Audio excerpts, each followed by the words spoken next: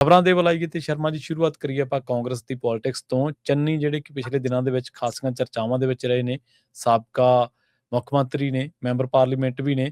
ਹੁਣ ਕਹਿੰਦੇ ਖੁਦ ਨੂੰ ਖੁਦ ਹੀ ਸੀਐਮ ਚਿਹਰਾ ਐਲਾਨ ਦਿੱਤਾ ਜੀ ਚੰਨੀ ਨੇ। ਪ੍ਰਵੀਨ ਜੀ, ਪਿਛਲੇ ਦਿਨਾਂ ਦੇ ਵਿੱਚ ਕਾਂਗਰਸ ਹਾਈ ਕਮਾਂਡ ਨੇ ਪੰਜਾਬ ਦੀ ਕਾਂਗਰਸ ਦੀ ਮੁੱਢਲੀ ਲੀਡਰਸ਼ਿਪ ਨੂੰ ਦਿੱਲੀ ਬੁਲਾ ਕੇ ਬੈਠਕਾਂ ਦਾ ਦੌਰ ਚਲਾਇਆ ਸੀ ਜੀ। ਪਹਿਲਾਂ ਮਤਲਬ ਕਿ ਇਹਨਾਂ ਦੇ ਭੁਪੇਸ਼ ਬਘੇਲ ਤੇ ਫਿਰ ਕੇਸੀ ਵੇਣੂਗੋਪਾਲ ਮੀਟਿੰਗਾਂ ਹੋਈਆਂ ਤੇ ਉਦੋਂ ਬਾਅਦ ਦਮ ਭਰਿਆ ਗਿਆ ਕਿ ਲਓ ਜੀ ਏਕਤਾ ਹੋ ਗਿਆ, ਸਹਿਮਤੀ ਬਣ ਗਈ, ਇਕੱਠੇ ਬਿਠਾਤੇ।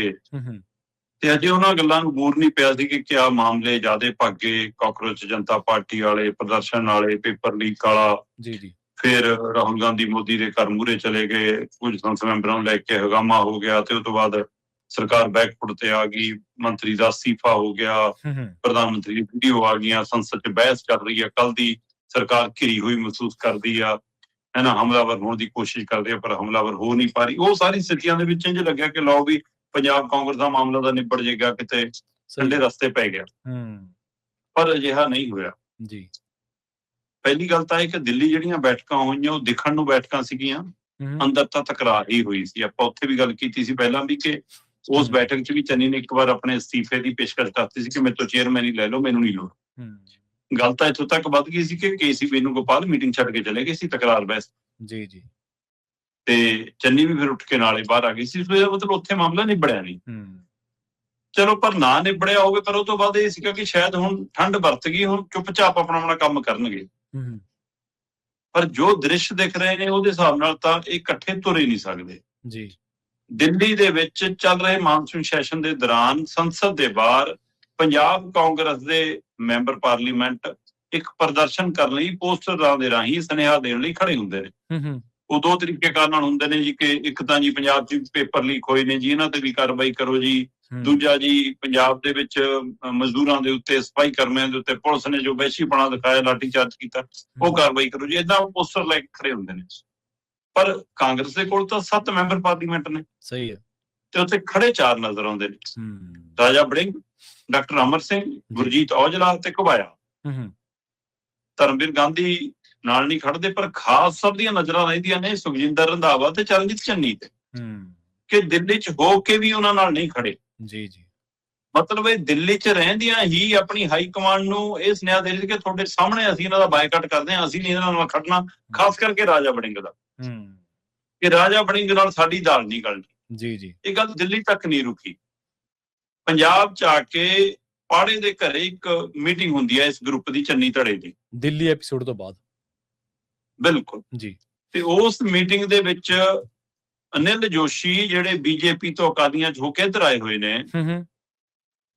ਉਹ ਰਾਜਾ ਵੜਿੰਗ ਦੇ ਕੋਟੇ 'ਚ ਮੰਨੇ ਜਾਂਦੇ ਨੇ, ਪਰ ਉਹ ਚੰਨੀ ਧੜੇ ਦੀ ਬੈਠਕ 'ਚ ਆਉਂਦੇ ਨੇ। ਤੇ ਉਹਨਾਂ ਦੀ ਐਂਟਰੀ ਤੋਂ ਬਾਅਦ ਇੱਕ ਰੀਲ ਸ਼ੁਰੂ ਹੁੰਦੀ ਹੈ, ਇੱਕ ਗੀਤ ਸ਼ੁਰੂ ਹੁੰਦਾ ਤੇ ਉਹ ਸਾਰਿਆਂ ਨੂੰ ਦਿਖਾਉਂਦਾ। ਫਿਰ ਉਸ ਗੀਤ ਦੇ ਵਿੱਚ ਲਾਇਆ ਸਾਡੇ 'ਚ ਖੱਚ ਬੰਦਾ ਕੋਈ ਨਹੀਂ। ਅੱਛਾ। ਹੁਣ ਅਜਿਹਾ ਗੀਤ ਲਾ ਕੇ ਕਿਹਨੂੰ ਸੁਨੇਹਾ ਦਿੱਤਾ ਜਾ ਰਿਹਾ ਕਿ ਸਾਡੇ 'ਚ ਕੋਈ ਦਾਗੀ, ਕੋਈ ਦੋਗਲਾ, ਕੋਈ ਬਦਨਾਮ ਜਾਂ ਝੂਠਾ? ਇਹ ਸਾਰੀਆਂ ਅਲੰਕਾਰ ਲੱਗਦੇ ਨੇ ਖੱਚ ਦੇ ਹਿਸਾਬ ਨਾਲ। ਸੋ ਇਸ ਲਈ ਕੀ ਇਹ ਵੜਿੰਗ ਨੂੰ ਇੰਜ ਨਿਸ਼ਾਨਾ ਬਣਾਇਆ ਜਾ ਰਿਹਾ? ਗੱਲ ਇੱਥੇ ਤੱਕ ਨਹੀਂ ਗਈ ਜੀ। ਬਰਨਾਲੇ ਵਾਲੇ ਮਾਮਲੇ ਦੇ ਵਿੱਚ ਜੇ ਚੰਨੀ ਧੜਾ ਹਾਜ਼ਰ ਹੈ ਤਾਂ ਵੜਿੰਗ ਨਹੀਂ ਆਇਆ, ਜਦੋਂ ਵੜਿੰਗ ਆਇਆ ਤਾਂ ਚੰਨੀ ਧੜਾ ਉੱਥੇ ਨਹੀਂ ਹੈਗਾ। ਗੱਲ ਇੱਥੇ ਵੀ ਨਹੀਂ ਮੁੱਕਦੀ। ਜਨਤਕ ਪਲੇਟਫਾਰਮ ਤੇ ਮਜ਼ਦੂਰਾਂ, ਸਫਾਈ ਕਰਮੀਆਂ ਦੇ ਹੱਕ 'ਚ ਹਾਰਾ ਨਾਰਾ ਮਾਰਦੇ ਆ। ਚਰਨਜੀਤ ਚੰਨੀ ਇੱਥੋਂ ਤੱਕ ਕਹਿੰਦੇ ਨੇ ਕਿ ਜੇ ਰੱਬ ਨੇ ਮਿਹਰ ਕੀਤੀ, ਤਾਕਤ ਬਖਸ਼ੀ ਤਾਂ ਇੱਥੇ ਆ ਕੇ ਇਨਸਾਫ ਕਰੂੰਗਾ। ਠੀਕ ਹੈ। ਇਹਦਾ ਮਤਲਬ ਜਨਤਕ ਥਾਂ ਤੇ ਕਹਿਣ ਲੱਗ ਗਏ ਕਿ ਮੁੱਖ ਮੰਤਰੀ ਦਾ ਚਿਹਰਾ ਮੈਂ। ਵੈਸੇ ਇਹ ਤਰੀਕਾਕਾਰ ਕਦੇ-ਕਦੇ ਪ੍ਰਤਾਪ ਬਾਜਵਾ ਵੀ ਅਪਣਾਉਂਦੇ ਰਹੇ ਨੇ, ਪਰ ਚੰਨੀ ਹੋਰਾਂ ਵੱਲੋਂ ਪਹਿਲਾਂ ਮੀਟਿੰਗਾਂ 'ਚ ਆਪਣੇ ਸਾਥੀਆਂ ਰਾਹੀਂ ਦਾਅਵੇ ਵਾਅਦੇ ਕਰਾਏ ਜਾ ਰਹੇ ਸੀ, ਹਾਈ ਕਮਾਂਡ ਮੂਹਰੇ ਦਾਅਵਾ ਪੇਸ਼ ਕੀਤਾ ਜਾ ਰਿਹਾ ਸੀ। ਜੀ। ਤੇ ਹੁਣ ਉਹ ਜਨਤਕ ਪਲੇਟਫਾਰਮ ਤੇ ਖੁਦ ਹੀ ਕਹਿਣ ਲੱਗ ਗਏ ਕਿ ਜੇ ਰੱਬ ਨੇ ਮੈਨੂੰ ਤਾਕਤ ਬਖਸ਼ੀ ਤਾਂ ਮੈਂ ਇੱਥੇ ਆ ਕੇ ਇਨਸਾਫ ਕਰੂੰਗਾ, ਇੱਥੇ ਦੋਸ਼ੀਆਂ ਨੂੰ ਅਸੀਂ ਇਹ ਕਰਾਂਗੇ, ਏਦਾਂ ਕਰਾਂਗੇ। ਤਾਂ ਇੱਕ ਤਰੀਕੇ ਨਾਲ ਉਹ ਪੇਸ਼ ਕਰ ਰਹੇ ਨੇ ਕਿ ਮੈਨੂੰ ਹਰਾ ਪੈਨ ਜੇ ਮਿਲਿਆ ਤਾਂ ਫਿਰ ਮੈਂ ਚਲਾਉਂਗਾ। ਸੋ ਕੀ ਉਹਨਾਂ ਨੇ ਪਾਰਟੀ ਹਾਈ ਕਮਾਂਡ ਨੂੰ ਇਹ ਕਹਿ ਦਿੱਤਾ ਇੱਕ ਤਰੀਕੇ ਨਾਲ ਕਿ ਜੀ ਮੰਨਣਾ ਮੰਨੋ, ਨਹੀਂ ਮੰਨਣਾ ਨਾ ਮੰਨੋ, ਪਾਰਟੀ ਦੇ ਵਿੱਚ ਜੇ ਮੁੱਖ ਮੰਤਰੀ ਦਾ ਚਿਹਰਾ ਹੋਊਗਾ ਤਾਂ ਮੈਂ ਹੋਊਗਾ, ਨਹੀਂ ਮੈਂ ਬਾਹਰ ਹੋਊਗਾ। ਜੀ। ਕੀ ਇਹ ਸੁਨੇਹਾ ਦੇਣ ਦੀ ਕੋਸ਼ਿਸ਼ ਕਰ ਰਹੇ ਨੇ? ਜਦੋਂ ਕਿ ਉਹ ਵਾਰ-ਵਾਰ ਕਹਿੰਦੇ ਨੇ ਕਿ ਮੈਂ ਬਾਗੀ ਨਹੀਂ ਹੋਣਾ, ਮੈਂ ਨਹੀਂ ਹੋਣਾ, ਮੈਂ ਇਹ ਨਹੀਂ ਕਰਨਾ, ਮੈਂ ਰਾਹੁਲ ਦਾ ਸਿਪਾਹੀ ਹਾਂ, ਹੈ ਨਾ। ਪਰ ਸਿਆਸਤ ਦੇ ਵਿੱਚ ਕਦੋਂ ਕੀ ਹੋ ਜਾਵੇ, ਸਵਾਲ ਹੁਣ ਇਹ ਹੈ ਕਿ ਕੀ ਚੰਨੀ ਬਗਾਵਤ ਕਰਨਗੇ ਫਿਰ ਜੀ ਜੇ ਇਸ ਹੱਦ ਤੱਕ ਆ ਗਏ ਦਿੱਲੀ ਮੀਟਿੰਗਾਂ ਤੋਂ ਬਾਅਦ ਵੀ, ਜਾਂ ਉਹ ਪਾਰਟੀ 'ਚ ਫਿਰ ਚੁੱਪ ਰਹਿ ਜਾਣਗੇ ਦੁਬਾਰਾ ਜੇ ਕਿਸੇ ਹੋਰ ਨੂੰ ਐਲਾਨਦਾ।